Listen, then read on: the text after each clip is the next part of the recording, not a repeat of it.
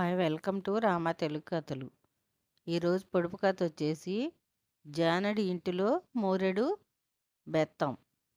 దీనికి ఆన్సర్ కథ చివరిలో చెప్తా. ఈరోజు కథ పేరు తగిన గుణపాఠం.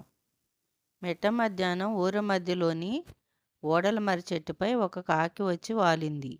ఆ కాకిని చూసిన మర్రి చెట్టు, ఏంటి ఈ మధ్య ఇక్కడికి రావటం లేదు, ఎక్కడికి వెళ్ళాయేంటి అంటూ పలకరించింది.